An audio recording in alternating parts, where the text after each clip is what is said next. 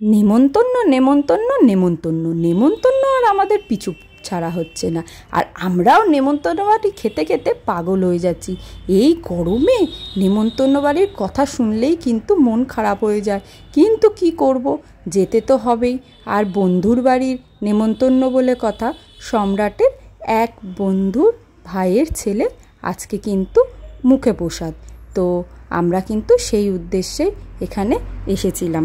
আর আমাদের সাথে ছিল পকুনি, প্রিয়াঙ্কা সব সময়কার জন্যে। তো প্রথমেই কিন্তু আমরা ফুচকার কাউন্টার দেখেছিলাম, আর সেখানে দেখেই কিন্তু আমরা সেখানে চলে গিয়েছিলাম। আর আমার বাবু একটা বেলুন নিয়ে কিন্তু দিব্যি বসে পড়েছে। আর এই যে যার মুখে প্রসাদে আমরা গিয়েছিলাম তাকে কিন্তু আমি একটু পরেই দেখাবো। গরমে বেচারার এত কষ্ট হচ্ছিল, তাই আমরা কিন্তু ওকে কোলে নেওয়ার জন্যে মানে একদমই যাইনি। তো ওই যে দেখুন ছোট্ট পুচকেকে দেখতে পাচ্ছেন, ওরই মুখে প্রসাদে কিন্তু আমরা গিয়েছিলাম। উফ, ও গরমে যে বেচারা এত কষ্ট পাচ্ছে যে আমাদেরই দেখে কষ্ট লাগছিল।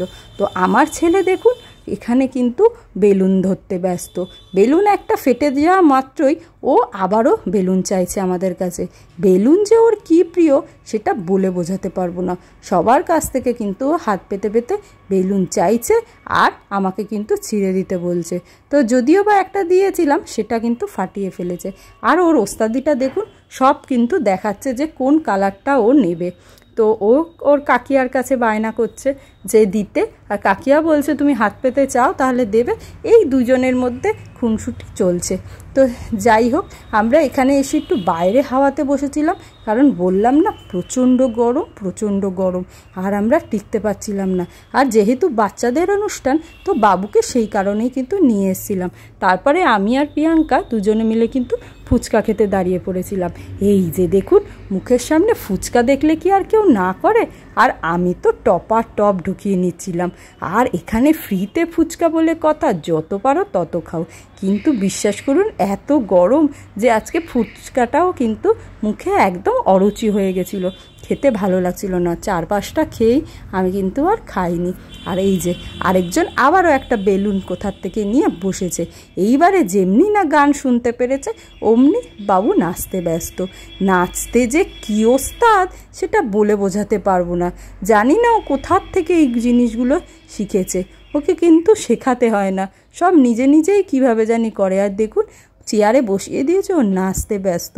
আর এদিকে কিন্তু পুকুনি দাঁড়িয়েছিল, তো ও খাচ্ছিল বলে ওকে আমরা বলছিলাম যে তুমি একা একাই খাবে, আমাদেরকে একটাও দেবে না। সেই কথা শুনে কিন্তু ওর একটুখানি লজ্জা লাগছিল, তো তার জন্যে ও আমাদেরকে আবার একটুখানি খাইয়ে দিচ্ছিল। এই যে আগে বউকে খাইয়ে দিল, তারপরে আমিও বসেছিলাম, তো আমাকেও এসে খাইয়ে দিল। আর ফুচকা হলে পরে কি কেউ না করে খেতে? তো যেমনি না দিল আমি টপ করে কিন্তু মুখে ঢুকিয়ে নিলাম। তারপরে এখানে খাওয়া দাওয়া শেষ করে আমরা ভেতরে গিয়েছিলাম। তো বাবু কিছুতেই যেতে চাইছিল না, কারণ বললাম না এতই গরম, ও কিন্তু এখানে চেয়ারে বসে থাকাটাই পছন্দ করছিল। আর দেখুন মনে হচ্ছে না কত শান্ত, কিছুই জানে না। কিন্তু সত্যি কথা বলতে আপনারা তো জানেন, ওর ভিডিওগুলো দেখেছেন, ও কতটা শান্ত সেটা তো আর কাউকে বলে বোঝাতে হবে না। ও কিন্তু সমানে নেচে যাচ্ছে। তারপরে এসছিল রুদ্রদা বৌদি, তো তাদের সঙ্গেও আমরা একটুখানি ফটো তুলে নিচ্ছিলাম। আর এই দিকে গানের মধ্যে কিন্তু নাচ চালু হয়ে গেছিলো, আর আমার বাবু ওগুলো দেখাচ্ছিল বারবার করে, আর কিন্তু নিজে নাচতে ব্যস্ত ছিল। তো তারপরে আমরা বসে পড়েছিলাম কিন্তু খেতে। আর এই যে বাবুকে একটা আলাদা চেয়ার দিয়ে দিয়েছি, ও কিন্তু দিব্যি বসেছিল। ওর খাবার নিয়ে এসেছিলাম, ওকে আলাদা করে খাইয়ে দিয়েছি। আর এই যে প্রিয়াঙ্কা পুকুনিরাও বসেছে, আমি সম্রাটও বসেছি। আর ওকে একটা চেয়ারে বসে দেওয়াতে আমাদের ভীষণ সুবিধা হয়েছিল। ও কিন্তু নিজের মতন দিব্যি বসেছিল। আর আমাদের প্লেটে যখন খাবার দিচ্ছিল তখন কিন্তু ও বারবার হাত দিয়ে দেখাচ্ছিল যে ওকে যেন একটুখানি আমরা দিই। তাই করছিলাম। ওর তো পেট ভরে খাবার খাইয়েই নিয়েছিলাম, তবুও ওকে একটু আমাদের থেকে দিচ্ছিলাম। আর এখানে ছিল ডিমের ডেভিল, স্যালাড, সস, ভাত, মাছের মাথা দিয়ে মুগ ডাল, ঝুড়ি ঝুড়ি আলু ভাজা, আর ছিল মাছ, চাটনি, পাঁপড়, রসগোল্লা, আইসক্রিম, অনেক কিছু। তো ভিডিওটা কেমন লাগলো অবশ্যই জানাবেন। আর আমাদের ভিডিওগুলো যদি ভালো লেগে থাকে তাহলে অবশ্যই লাইক, কমেন্ট অ্যান্ড শেয়ার করতে কিন্তু ভুলবেন না।